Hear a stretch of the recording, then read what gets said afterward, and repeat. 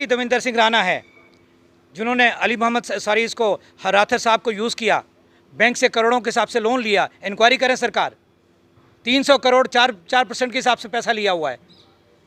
आज वही बचाने के लिए बीजेपी में चलेगी, किसी और की हिम्मत नहीं होगी। मुझे कोई डर नहीं है, मुझ में हिम्मत है। आज बड़े बड़े मॉल बने हुए हैं, आज बड़ी बड़ी शॉपिंग कॉम्प्लेक्स बने हुए हैं, ये कैसे बन गए? देविंदर राणा और सुरजीत सिंह सलाथिया के पार्टी छोड़ने के बाद बहुत से ऐसे लोग जो सामने आ रहे हैं, जो लगातार ये तानाकशी कस रहे हैं कि वो पार्टी में थे तभी हम उस पार्टी से चले गए।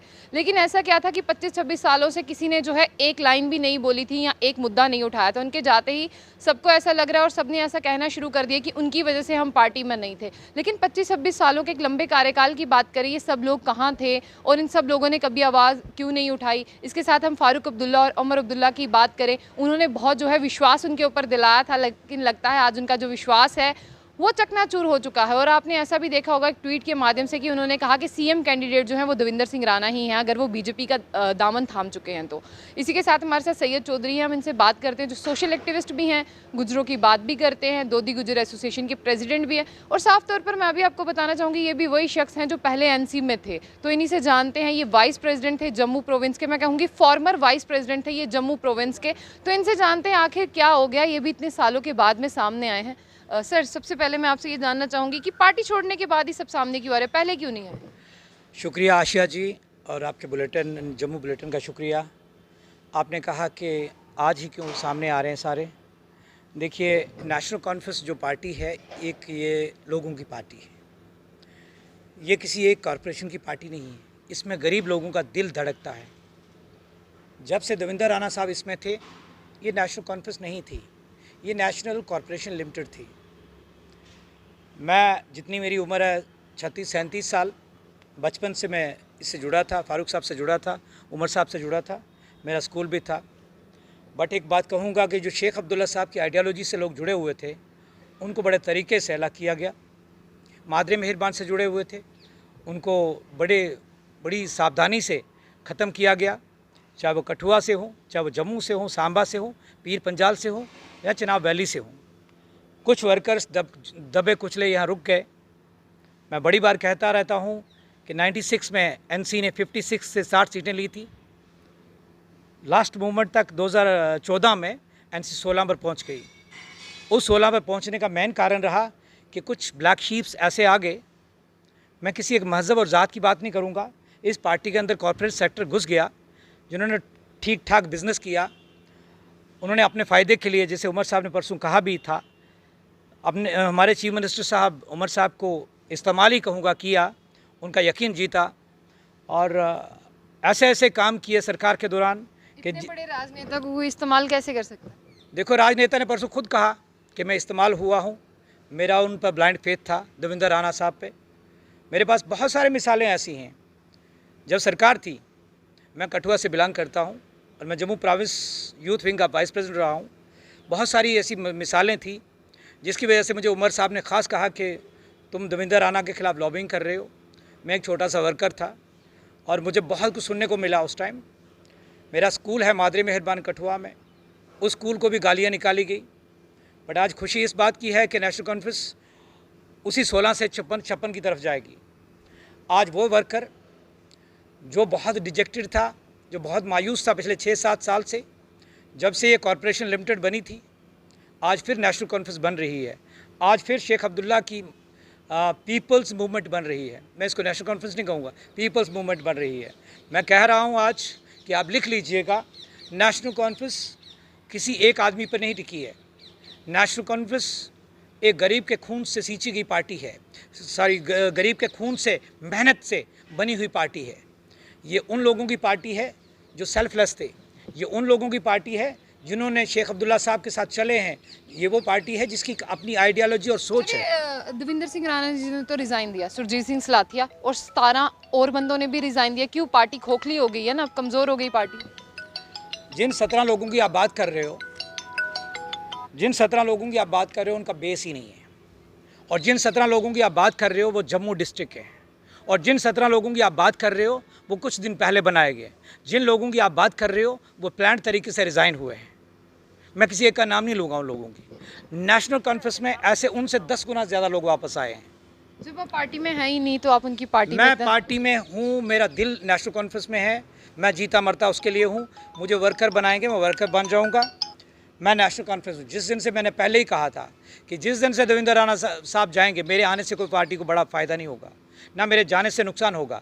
लेकिन इतना ज़रूर है कि मेरा दिल धड़कता है इस पार्टी के लिए। मेरा दिल इसलिए धड़कता है, आपका दिल पार्टी के लिए धड़कता, पर देवेंद्र सिंह राणा ने कहा था कि जम्मू की बात नहीं होती नेशनल कॉन्फ्रेंस। अरे यार मेरी बात सुने, अब सच मुझसे क्यों निकलवाते हो? यही देवेंद्र सिंह राणा है जिन्होंने अली मोहम्मद सारीस को, राथर साहब को यूज़ किया, बैंक से करोड़ों के हिसाब से लोन लिया। इंक्वायरी करें सरकार, 300 करोड़ 4% के हिसाब से पैसा लिया हुआ है। आज वही बचाने के लिए बीजेपी में चले गए, किसी और की हिम्मत नहीं होगी। मुझे कोई डर नहीं है, मुझ में हिम्मत है। आज बड़े बड़े मॉल बने हुए हैं, आज बड़ी बड़ी शॉपिंग कॉम्प्लेक्स बने हुए हैं, ये कैसे बन गए? देवेंद्र सिंह राणा साहब जब उमर साहब चीफ मिनिस्टर थे, ये एडवाइज़र थे। मुझे एक चीफ इंजीनियर साहब कहते हैं कि अगर किसी को PSO लगाना हो, अगर कहीं कहीं पैसे की फंडिंग करनी हो, देवेंद्र राणा की चिट्ठी के बिना कहीं नहीं होता। यहाँ एक दीवार थी, तरनजीत सिंह टोनी साहब ने कहा कि एक दीवार टूटी है नेशनल कॉन्फ्रेंस में। और मैं आपको यकीन, ऑन रिकॉर्ड यकीन रखिएगा, नेशनल कॉन्फ्रेंस अपनी मेजॉरिटी पर सरकार इनकी वजह से बनाएगी। अब 2 सीटों से नेशनल कॉन्फ्रेंस को कोई फ़र्क नहीं पड़ता। और मैं आज यकीन दिलाता हूँ दोनों हारेंगे। अब लिख लीजिए, दोनों हारेंगे। कौन जीतेगा वक्त बताएगा। उन्होंने करे प्राइम मिनिस्टर मोदी की बात करें, उन्होंने कहा मैं उनकी नीतियों से प्रभावित हुआ, फारूक अब्दुल्ला की नीतियों से प्रभावित हुआ। आप उनकी वीडियोस देखिए, इसी मोदी साहब को गाली देते थे। इसी मोदी साहब के लिए अभी नगरोटा का 4 महीने का पहला वीडियो है कि आप आसिफा को वो इंसाफ नहीं दे सके। अपने आप को सबसे बड़ा सेकुलर का झंडा उठाने वाले देवेंद्र राणा साहब कहते थे। आज कहाँ गए इनकी सेकुलरिज्म? हम किसी पार्टी के किसी मजहब के खिलाफ नहीं है, लेकिन आपको बीजेपी का एजेंडा तो पता है। बीजेपी का एजेंडा क्या है? कि क्या है? बांटो और राज करो। अगर देवेंद्र राणा साहब ने वो एक्सेप्ट कर लिया तभी गए ना। पिछले 7 साल का उनके वीडियोस निकालिए, उनकी तकरीरें निकालिए, वो बीजेपी के सबसे ज़्यादा खिलाफ होते थे। कब रंग बदल जाता है मैं कुछ कह नहीं सकता। आपको रंग कैसे बदल जाता है? आपको बता दूं कि देवेंद्र राणा साहब के लिए जितना नेशनल कॉन्फ्रेंस ने किया, मैं कहता हूं इतना किसी ने नहीं किया। नेशनल कॉन्फ्रेंस ने फारूक अब्दुल्ला और उमर अब्दुल्ला के लिए भी इतना कुछ नहीं किया जितना देवेंद्र सिंह राणा साहब के लिए। उन्होंने कहा कि मैंने नेशनल कॉन्फ्रेंस के लिए सब कुछ किया, नेशनल कॉन्फ्रेंस ने मेरे लिए कुछ एक ही मिसाल दीजिए। MLC बनाया एक बिजनेसमैन को उठा के, किसी और की सीट नगरोटा में दे दी। मेरी बिरादरी के लोगों ने, गुजर लोगों ने पलकों पर बिठाया। उनके होटल्स बंद कर दिए, राणा साहब सामने नहीं गए। उनके मकान गिराए गए, राणा साहब सामने नहीं गए। उनकी लॉयल्टी देखिए। अब ज़रूरी नहीं है कि गुजर एक NC को ही वोट दे, बट राणा साहब के साथ चले। फारूक साहब की इज़्ज़त रखी, उमर साहब की इज़्ज़त रखी, कितने लोगों की टिकट काटी, इनको टिकट दी। और आपको बता दूं, उमर साहब की गाड़ी में और कोई नहीं बैठता था, देवेंद्र सिंह राणा ही बैठते थे। मेरे कठुआ में किसी को PSO चाहिए थे, तो उमर साहब ने राणा साहब को DG को फ़ोन करने के लिए कहा। DGP भी राणा साहब के कहने से चलते थे, IG भी राणा साहब के कहने से चलते थे। सरकार ही देवेंद्र सिंह राणा की थी, चीफ मिनिस्टर ही वही थे। चलिए, चलाने वाले वही थी। अब नेशनल कॉन्फ्रेंस नहीं चलेगी ना, आप मान रहे हैं? मैंने कहा नेशनल कॉन्फ्रेंस 50+ करेगी। नेशनल कॉन्फ्रेंस किसी लीडर पर डिपेंड नहीं है, लीडर नेशनल कॉन्फ्रेंस पर डिपेंड है। मैं आपको पार्टी के 2 बड़े लीडर कहता हूँ, फारूक साहब और उमर साहब।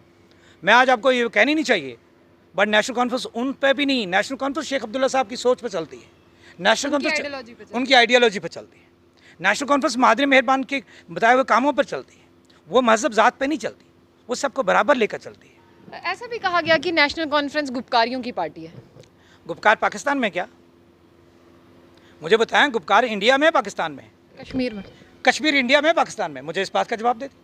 क्या गुपकार का नाम लेना जुल्म है? क्या जम्मू का नाम लेना जुल्म है? इन्होंने जम्मू डिक्लेरेशन बनाया, गुपकार वालों ने डिक्लेरेशन बनाई। गुपकार डिक्लेरेशन बनाई, उसके 3 पॉइंट्स थे।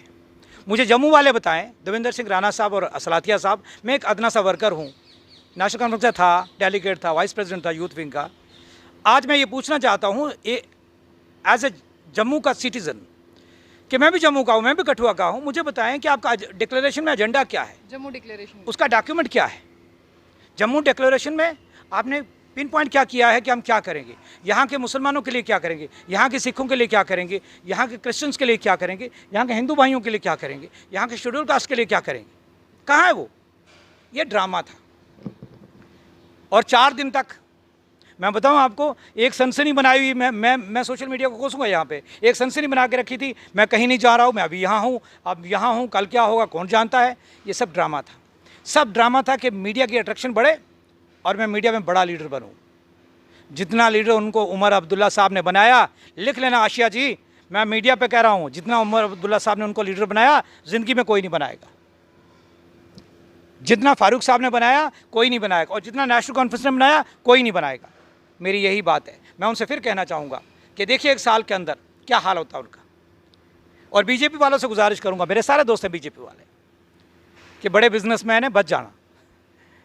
इन्होंने हमारी पार्टी को 56 से 16 पे लाया, 56 से 16 पे लाया, आपको 26 पर 6 पर नहीं ले जाए कभी, ये भी सोचिए ज़रा। 26 से 6 पर नहीं ले आए। तो मेरी यही आप लास्ट, पूरा एनालाइज करके हैं। नहीं मैं इनके साथ रहा हूँ। देवेंद्र सिंह राणा साहब बड़े भाई हैं, ज़ाती तौर पर मुझे कोई दुश्मनी नहीं है, बट उन्होंने लीडरशिप का यकीन तोड़ा है। उन्होंने नेशनल कॉन्फ्रेंस के वर्कर के पीठ के पीछे छुरा घोंपा है। सैयद चौधरी जी थे, इनके आपने पॉइंट ऑफ व्यू सुने, इनका क्या पॉइंट ऑफ व्यू कहना था। लेकिन यहाँ पर गुपकार डिक्लेरेशन की बात है, उसके 3 मेन पॉइंट्स हैं। अगर 370 की बात करें, 35A की बात करें, उसके साथ स्टेटहुड की बात करें, तो अब सब जम्मू वासी ये जानना चाहते हैं, जैसे जम्मू डिक्लेरेशन है उसमें है क्या, उसका रिटन डॉक्यूमेंट कहाँ है और वो किस चीज़ के लिए जो है वो स्टैंड करती है। सिर्फ बातों से बात नहीं बनती है, जिस तरह से सब पूछना चाहते हैं जम्मू डिक्लेरेशन में क्या है। अब जम्मू के लीडर्स को सामने आना चाहिए और उनको रिटन में दिखाना चाहिए आखिर जम्मू डिक्लेरेशन में आता क्या है, ताकि जम्मू की बात करने में और आसानी हो सके। सिर्फ बातों से बात नहीं बनेगी, अब रिटन में प्रूफ चाहिए। तो ऐसी और भी अपडेट्स के लिए देखते रहिए जम्मू बुलेटिन। आशिया खान के साथ, अल्लाह हाफिज़।